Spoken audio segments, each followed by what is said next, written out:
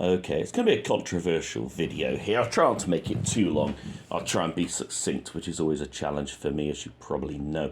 I'm a big fan, or I was, of David Wilson, Professor David Wilson, Emeritus Professor of Criminology, someone who is a bit of an expert on serial killers. I enjoyed a lot of his movies, documentaries, I suppose you'd call them, that he's made. Killers Behind Bars was a good one, where he looked at serial killers and he put forth the hypothesis, which is probably correct, that most of these people have lots of crimes behind them that we haven't identified. Therefore, many of these unsolved murders from the past, we should look whether known serial killers actually committed them or not.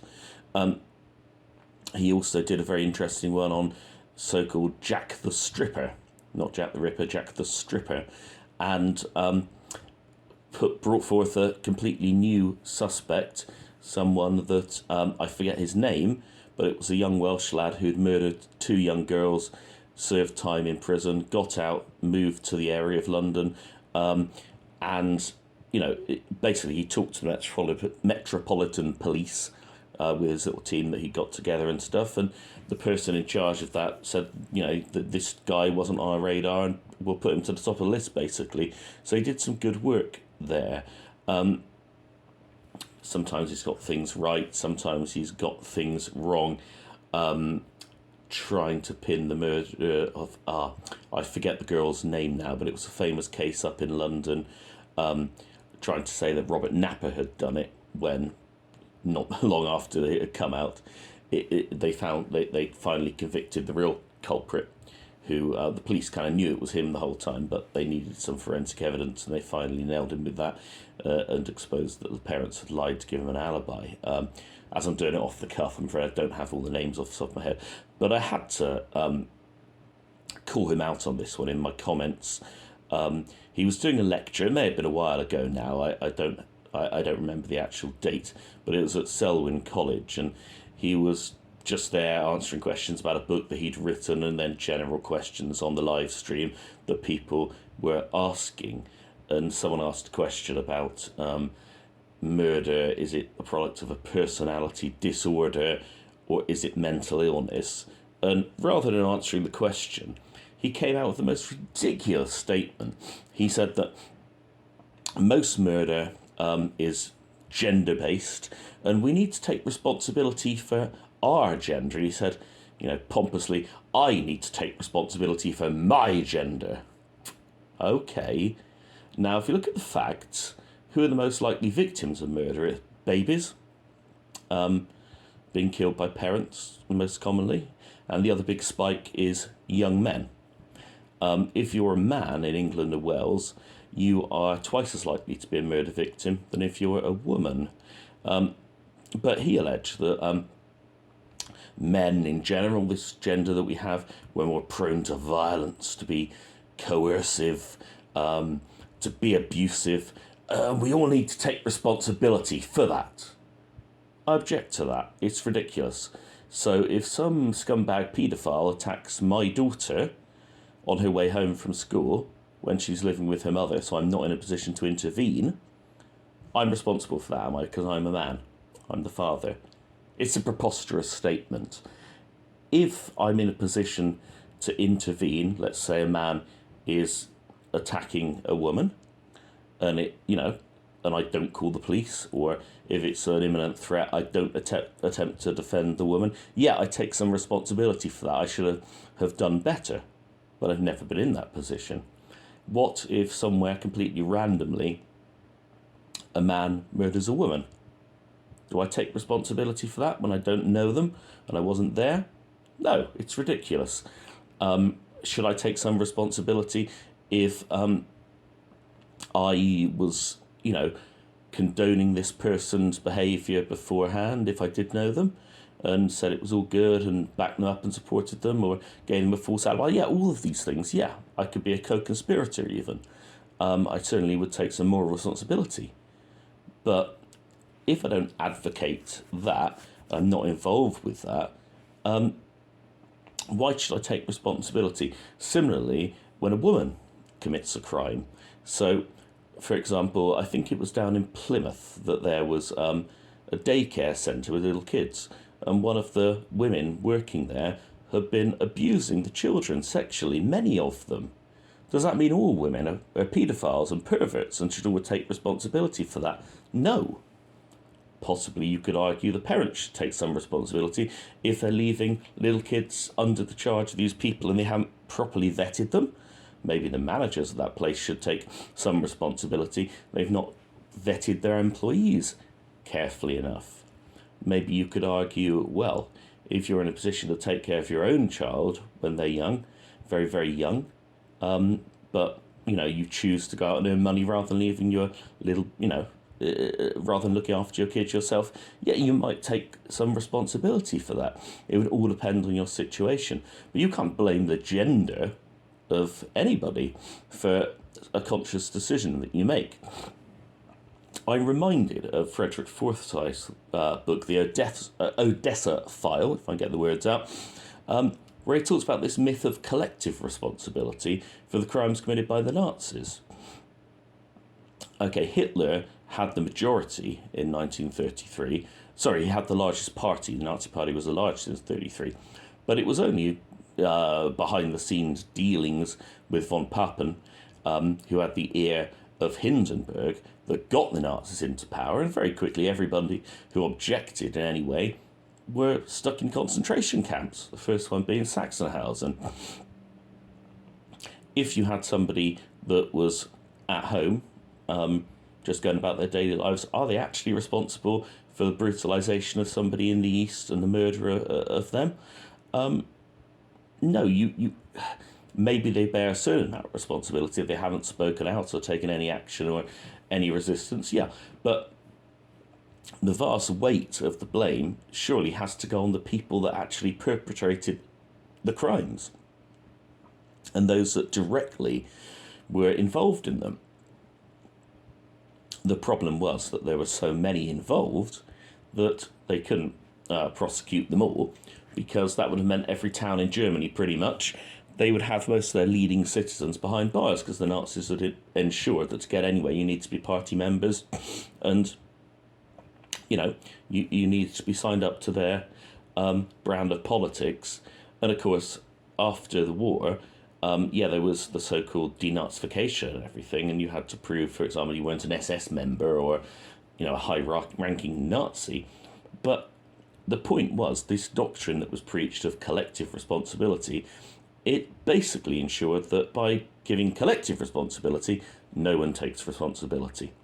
And it was put, and this one I'm going to focus on for this brief video, I've just been listening to the books by Colin Sutton regarding how he caught Levi Belfield, the British serial killer, and the Night Stalker, Delroy Grant, who was Jamaican, I believe, certainly sort of from the West Indies. I think he was Jamaican, and came to England when he was fairly young, and he went on to commit, hundreds and hundreds of burglaries, and probably in excess of 100 sexual assaults. And he was, he's called the Night Stalker. He's not dissimilar to the so-called original Night Stalker, Joseph James D'Angelo, in his modus operandi. Although, his offending kind of covered a slightly later period, although there was some overlap, in that he'd spend large amounts of time in the house, and he would heighten up the terror. He would do things like turn off the electricity consumer unit, remove light bulbs and things like this, cut telephone lines. So even when the victim attempted to call for help after the attack, when he eventually left, they'd be in darkness and their phone didn't work. And this was elderly victims, so this must have been the most horrendous experience for these people. Now, why do I call this to mind? Why do I mention this at all? It's because in both cases there were numerous times when people, specifically officers, police officers, could have intervened and could have caught these individuals far earlier. So we'll start with Levi Belfield. And look, I say about gender and so on, undoubtedly there was a culture, but not with me, with specific police officers, of not taking these things seriously. And when I say these things, I mean specifically attacks on young women who are out drinking and having their drink spiked, and then good old Levi helping them out, getting them home, and they wake up the next day very, very groggy, thinking they're hungover, and knowing that they've been assaulted, shall we say. And one of the reasons was that Belfield was working as an informant. I mean, check out his book if you want the specifics of this. But he was working as police informant for CID in his local area, because obviously he was dealing drugs and stuff, and he was turning over various rivals to the police, and they were lapping up and loving it.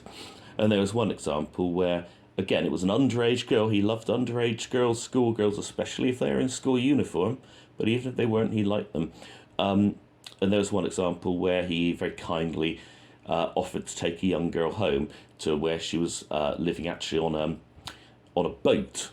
I suppose it would have been moored somewhere in the Thames, up sort of northwest London, and took her home. And she very helpfully said, "Well, my mum is actually away for the week," which was a bad thing to have let on when it's Belfield dropping you back after you've been out clubbing.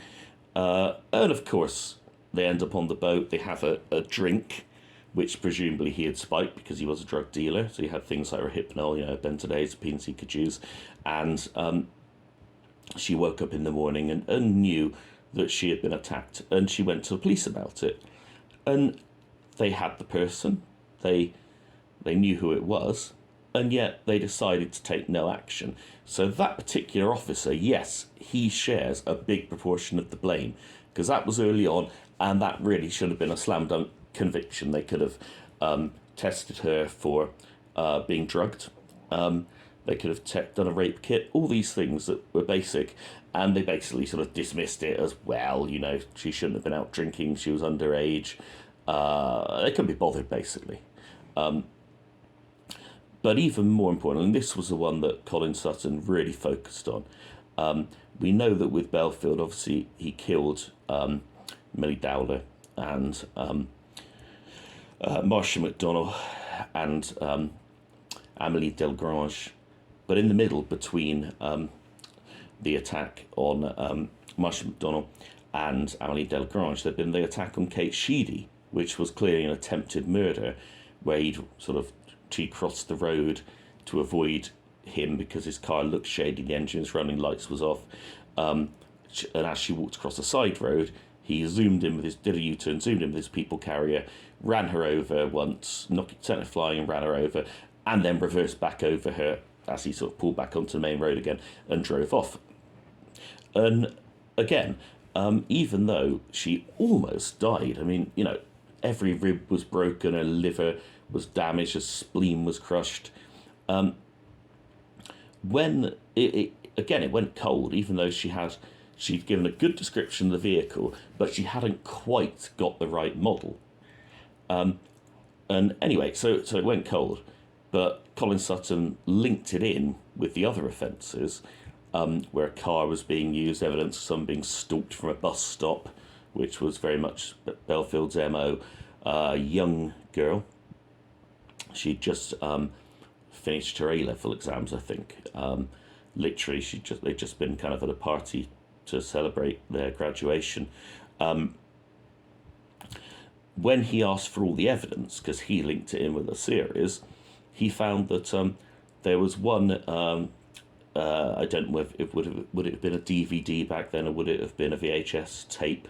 Not sure, but either way, they did capture some local CCTV, but for some reason, the people in charge of the case, because they assumed it was just maybe a random hit and run or something. I don't know how you could assume that, but it would appear it hadn't been taken seriously enough. He found this I think it was from a nearby petrol station. They found this CCTV where they could clearly identify the car on this, and it hadn't even been looked at. It was in a sealed evidence bag. They captured the CCTV. No one had bothered looking at it. And of course, as soon as they looked at it, they could identify the car, and they could link it. And there were so few of those cars around there, it would have given them a very short list of potential suspects.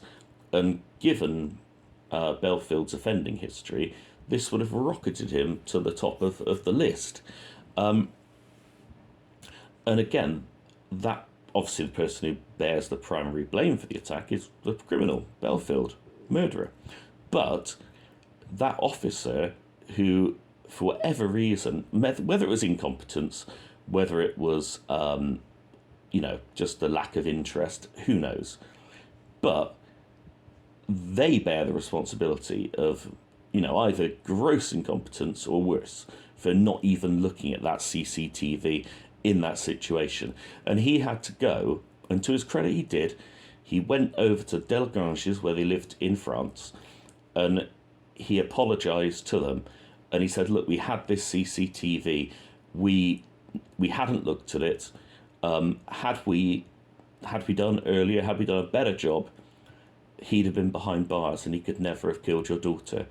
And he just expected them to go absolutely mad and to, immediately complain. Of course, he'd already reported them kind of through the channels and stuff, the fact that this wasn't done, and clearly it was an absolutely monumental blunder, of which you find many, unfortunately, in all these cases. But they didn't explode at him. They thanked him for his honesty in telling them, and they invited him back to their house for lunch and tea, or whatever it was, and they had a really happy evening, and they were impressed by his honesty, the fact that he'd told them this, and they knew it wouldn't change anything, the fact that this had happened, and they just appreciated they hadn't covered it up. And it was in great contrast, it seems, to the way that the French police have been dealing with the Delagranges. The fact that, they'd only wanted to inform them via phone call what had happened and stuff like this. They didn't even want to send around officers. It was only when, after the murder, the British police said, well, if you don't want to send around officers, we'll send around people from the British embassy to talk to them, because they need to be told in person what's happened here. And then begrudgingly the police sent around a couple of officers and basically just told them straight on the doorstep. And so there's all this stuff going on, and they appreciated the compassion and the attitude of the British police, and specifically Colin Sutton, who clearly is an excellent detective and thoroughly nice guy, actually, from what I gather. I've seen lots of interviews with him and stuff. And incidentally, just as a random thing, they wanted him allegedly to take on the Madeleine McCann case, and his first comment was, "Can we? I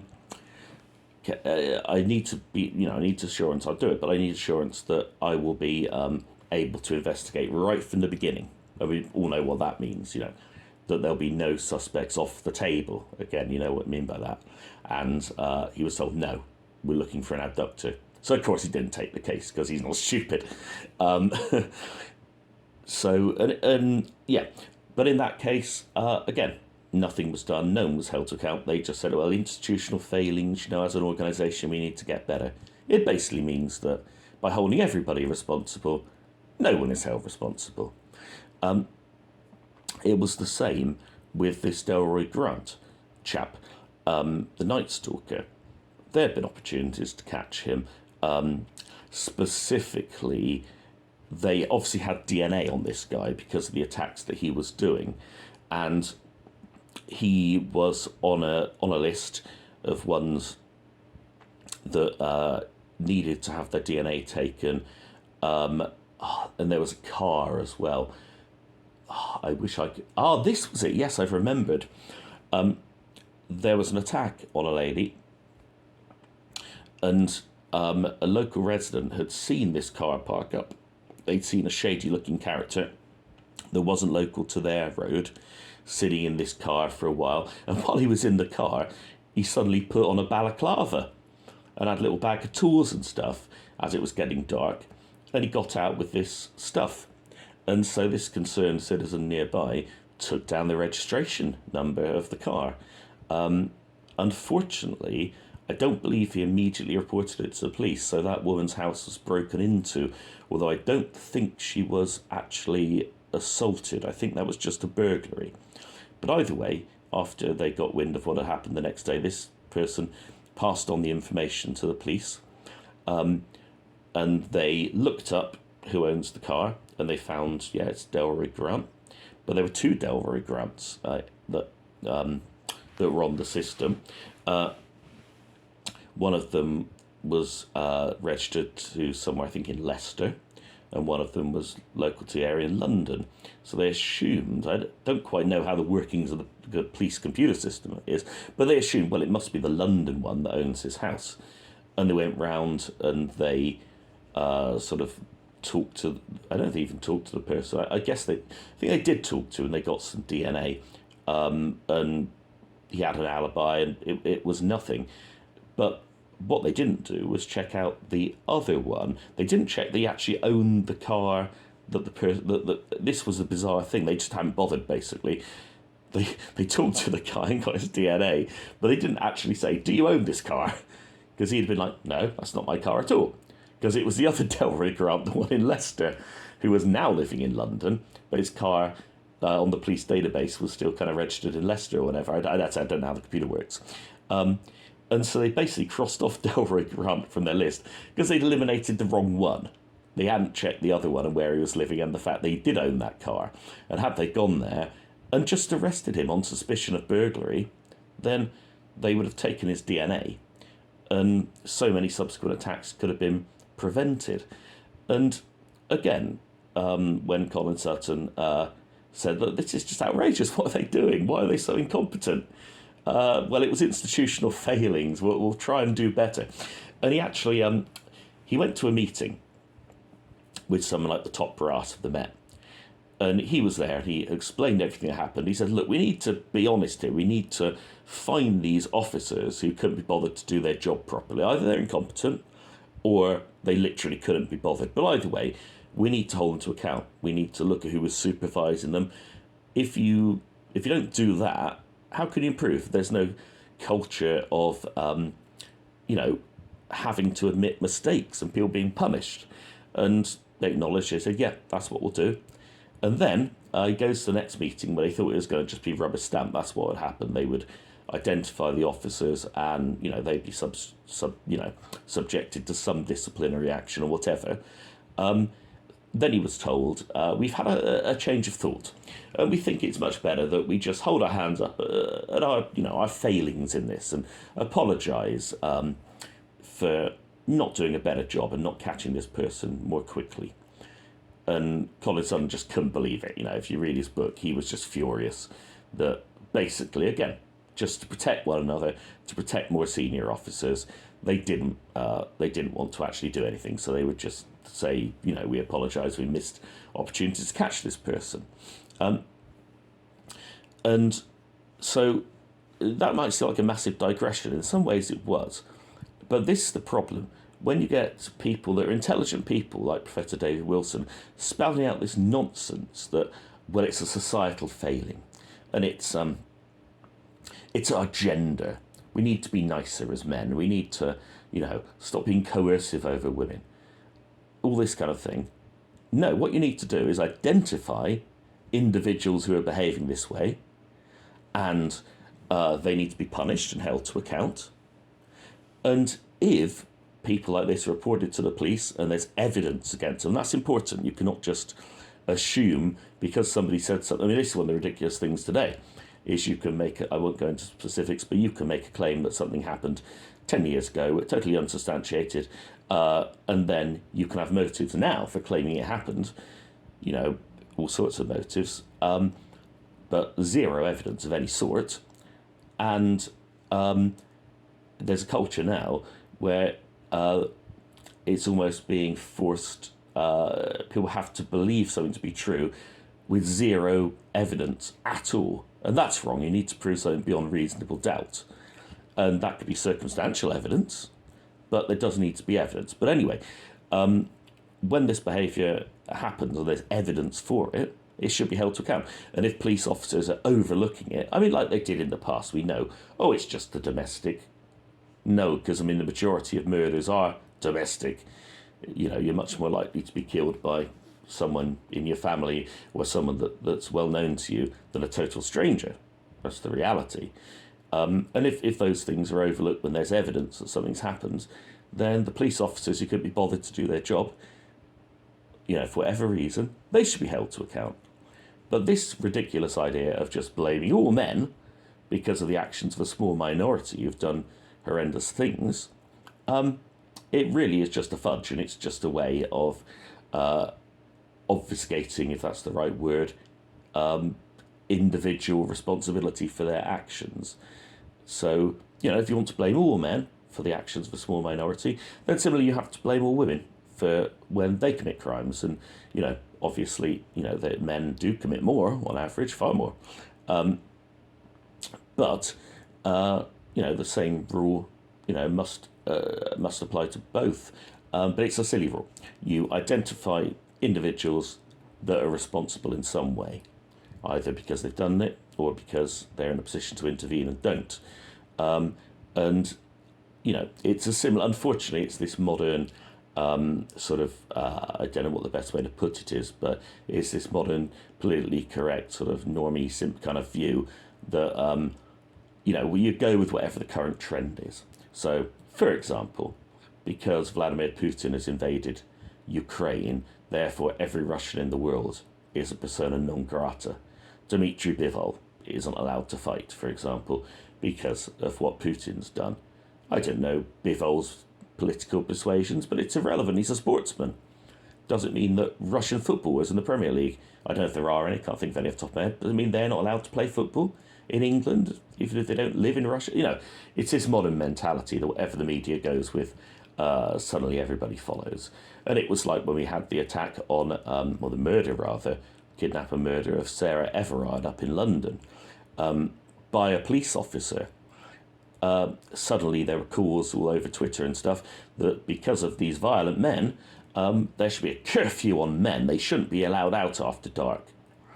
And I had lots of people rage quit when I said, no, in actual fact, men are far more at risk of violence than women, which is true. Most violence is man on man. Statistically, I'm twice as likely to be murdered as a woman. Well, it depends on age as well. It's babies or young men, sort of between teenage up to about 25, 30, that are up at the other big spike of violence risk. But no, what you should do is think about firstly her actions. She did increase her risk, unfortunately. I forget the technical term, but she went from being a very low risk victim to being a higher risk victim, obviously by walking back in the dark and being somewhat intoxicated. But that does not mean she should be the victim of something like that. Why was it the officer was able to so easily abduct her? Well, you have to look at the ridiculous COVID rules and the fact of people. In terms of using your badge, or whatever police have. I don't know if you have a badge in this country. Maybe you have a laminate or something. I don't know. But Ted Bundy, famous serial killer, he always used to say that his ruse of using, crutches, arm in the sling, whatever it was, to get women to help him, and then he'd drop his books and say, "Oh, can you give me a hand?" It worked very well. The women would accompany to his car, and he could bash them with a crowbar and chuck them in, handcuff them. It worked well. But he said his best ruse was when he used a fake badge. And of course, in The Victim That Got Away, the famous only living victim, Carlton Roche, that was when, again, she was suspicious of this guy. He smelt of alcohol. He didn't look like a police officer, and his car didn't look like a police officer's car. But that badge had some power, a lot of power. And when he said, I think he used the pseudonym, I'm Officer Rosebud or Officer Roseland, something like that. Even though she was suspicious, it got her to his car.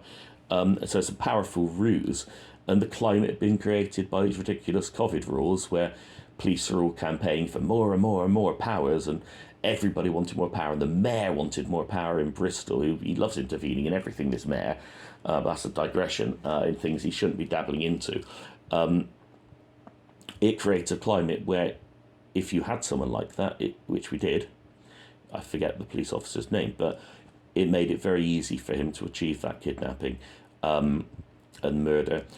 And And most of all, you have to look at him and the fact that he apparently had a history of some other dubious activities that have been brushed under the carpet. So you need to look at him, and you need to look at those that didn't pursue prosecutions when he had a pattern, it seemed, previously of somewhat suspect sexual behaviour. But blaming me for that, being a man, because of what he did, is preposterous. It's a way, again, of just brushing under the carpet and nobody bothered doing anything. And that's not because of gender, it's just because institutions love protecting themselves. And the police are one of the worst. So, anyway, I think we'll end it here. But whenever you encounter this nonsense of, oh, yeah, it's the gender, we need to sort out all men. No, let's not emasculate ourselves. Trust me, if there's a woman being attacked nearby, you don't want a slight woman nearby to protect them. You want a man, yeah. And trust me, I'll protect them. Whatever the victim, if it's a man or a woman, I'll call the police if I can. But if I have to intervene myself physically, I will do. And that's what we should be encouraging, a climate of responsibility.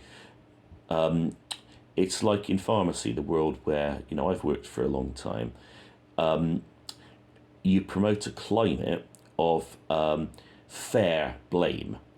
So if something goes wrong, you have to look at a root cause analysis of everything that's happened and why, and whether, if we apportion blame, if it's fair, we should do that. And might mean retraining. It might even mean being struck from the register, or a suspension or something. But it's a culture of fair blame. But if you just say, well, that's just pharmacy, we need to sort out our culture.